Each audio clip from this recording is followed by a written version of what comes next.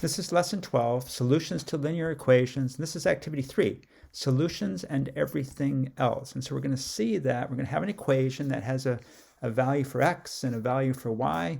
And we're going to figure out what are the solutions to that equation. You're going to see that a graph of that equation forms a straight line.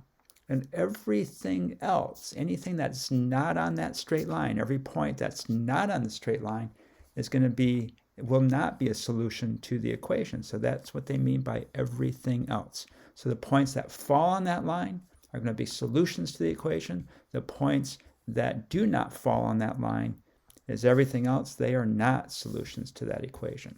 So what's the equation that we're going to look at? It says here that you have two numbers. Add those two numbers together, they equal to 10. But what you have to do first is you have to double the first number. So that means multiply it by 2 and then add it to the second number. And the sum is equal to 10. So x plus y equals 10, but you have to double the x value first. So double the first number, then add it to the second number, and that sum equals 10. So this is the equation. Then it says draw and label a set of x and y axes and plot the 5 points, at least 5 points that satisfy or that solve this equation. So I'm going to put together a table first. We had tables earlier, we had equations earlier, now we're doing graphs. So I'm going to use the tables, use the idea that we learned earlier, and I'm going to make the sum. So I'm going to choose values for x and y, and I'm going to make the sum always equal to 10. So I'm just going to go down the list here. I'm just going to choose values for x. Start with 1. So you double the 1. 2 times 1 is 2. And that means you have to add 8 to that to get to 10. And then I'm just going to continue down. 2, 3, 4, 5. Nothing really fancy. So double the 2 equals 4. 4 plus 6 equals 10. Double the 3. 2 times 3 equals 6 plus 4 equals 10. Double the 4. 2 times 4 is 8 plus 2 equals 10. And double the 5. That's 10 plus 0 equals 10. And we could have included 0 up here. 2 times 0 is 0 plus 10 equals 10. All right, and this is going to be the x coordinate, this column, and this is going to be the y coordinate, this column, when we get to the point of we're going to graph it. And then it says list 10 points that do not make the statement true. So each of these values for x and y make this statement true. So what are some values that do not make the statement true?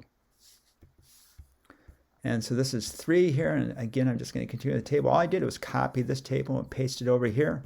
I got rid of the values for y and the sums. And so I'm just going to use the same values for x, and I'm going to double x, but then I'm going to choose a value for y that does not equal 10. So now it's not constrained to equal 10. It can be something else. So over here, you're going to see that these are going to fall in a straight line because they have to satisfy this relationship. They have to add to 10. Over here, they can add to anything. They don't have to add to 10. So basically, you can choose anything for x, choose anything for y, add them together. As long as it doesn't equal 10, it's not going to be a solution to this equation up here. So 2 times 1 is 2 plus 10. 2 times 2 is 4 plus 7, and so on down the line. So I'm just choosing values that are going to make the solution not 10, so something other than 10. So 12, 11, 9, 9, and 13. So I just chose these randomly, basically. And I'm going to continue over here, do the same thing. But over here, I want to show you that it doesn't have to be whole numbers. You can choose fractions, so 1.5. So 2 plus 1.5 is 3.5. 2 3/4. 4 plus 2 3/4 is 6 3/4. So you don't have to always choose fractions. And likewise over here, you could choose numbers for values for x that are fraction and solve for y and have that be a fraction. As long as it adds to 10, it will fit into number 2 over here. If it doesn't add to 10, it will fit into number 3 over here. So let's see what a graph of those two tables looks like. So the first number is going to be the x value. So remember, whatever we choose for the x coordinate, we're going to then double that, add it to the y coordinate, and it's going to add to 10. So this was the equation that we're starting with. Double the x coordinate, add it to the y coordinate, that sum will equal 10. So every point on this line satisfies this equation. So if I go out to 1, 2 times 1 is 2, plus 8, that's the y-coordinate, that equals 10. So 2 times 2 is 4, plus 6 equals 10. 2 times 3 is 6, plus 4, here's the 4 for the y value, equals 10. 2 times 4 is 8, plus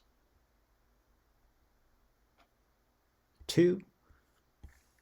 8 plus 2 equals 10, and 2 times 5 is 10, plus 0 equals 10. So all of those points fall on this line.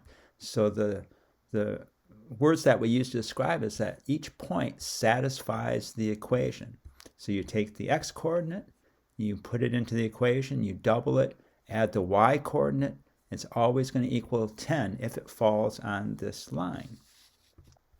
Okay, so what about points that do not fall on this line? So here are a bunch of them. In this case, I changed the sum to a letter W because you don't know what it's going to be. It can be almost anything depending on what you choose for x and y. It just cannot be 10 because you want all the points that do not fall on this line. So let's take a look here. If I chose x equals 1, double the 1. 2 times 1 is 2, plus 1.5. So this sum is going to equal 3.5.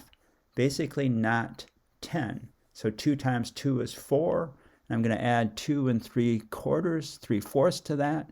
That's going to be 4 3/4. So this point is a sum other than 10. So it doesn't fall on this line. So none of these points, if you double the x value and you add the y coordinate to that, none of them will equal 10, so none of them will fall on this line. Now I'm going to take 2 points that do fall on this line. So now this is working the other way. I'm going to just pick 2 points, and I'm going to figure out what their x-coordinate is and their y-coordinate is. And when you double that x-coordinate and you add the y-coordinate, it has to add to 10 because I'm going to pick points that fall on the line. So here are those 2 points. In this first point, the x-coordinate is 2 1/4. So this is 2 right here. This is 2.5, and this is 3.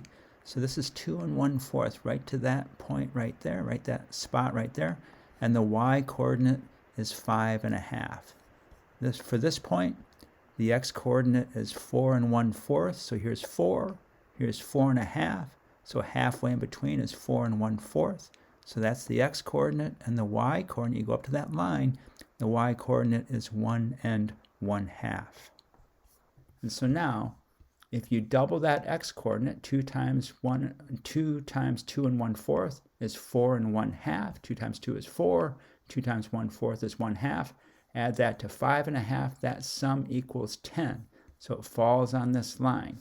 And down here, 2 times 4 is 8. 2 times 1/4 is 1/2.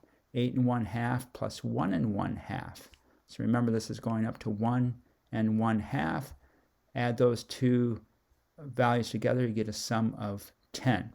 So because they fall on this line, they're points on this line, you take the x-coordinate, you double it, add it to the y-coordinate, that sum equals 10. Now, the numbers that you choose do not have to be positive numbers. One can be negative and the other positive. They both can't be negative because nothing ends up down in here what's called the third quadrant, which would be negative x and negative y. So one has to be positive and one has to be negative, or both can be positive. So if I choose 2 points now that where one of the values is negative, so this one, x is going to be negative, y is going to be positive.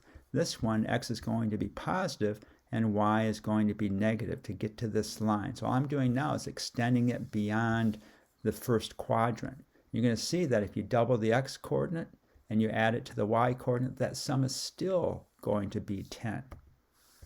So up here, this is a negative 1/2 and a positive 11. Down here, this is a positive 6 and a negative 2. So now you just test it in this equation to see if that's true. And it's going to be true because it falls on this line. So 2 times a negative 1/2 is a negative 1. Add 11 to that, that's a positive 10. So once again, if you have 2 negative 1/2s, that equals -1. Add it to 11, that equals 10. And 2 times 6 is 12. 2 times that 6 right there is 12, plus -2. 12 plus -2 equals 10. So those points as well fall on that line. Now there's a bunch going on in this activity. Solutions to a linear equation is a pair of values that make the equation true. So that pair is the x-coordinate and the y-coordinate. You can find solutions by substituting a value for one of the variables. So we substituted a value for x, and then I just figured out what y is in each case and made sure that those values added to 10 in our example. The set of all solutions are on the equation. So if you look at this graph, all of the solutions to 2x plus y are on this line. So the set of all solutions to a linear equation can be shown visually. And this is called the graph of the equation. So when you draw that line, we're graphing the equation. So when people talk about graph this equation, in this case, the graph is a straight line. Those are the words to use to describe that. The graph of a linear equation is a line. Any points in the coordinate plane that do not lie on the line, that is on the graph of a linear equation, are not solutions. So this was where we looked at everything that was not on this line. They are not solutions to this equation. So if I went out here to 4 and up to 7, if I doubled 4, that's 8, plus 7 is 15. It's not 10. It's not going to be on this line because I went out to 4 and I went up to 7. If I go over here to 1/2, 2 times 1/2 is 1, and I went up here to 4. 1 plus 4 is 5. The point is that it's not 10. It doesn't fall on this line. The number of solutions might be limited in a real world situation, even though the equation has an infinite number of solutions.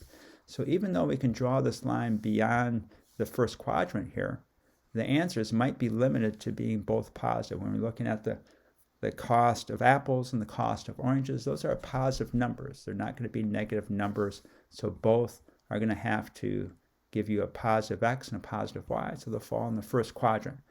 Also, if you can't chop things up, if it has to be whole numbers, it might just be these points.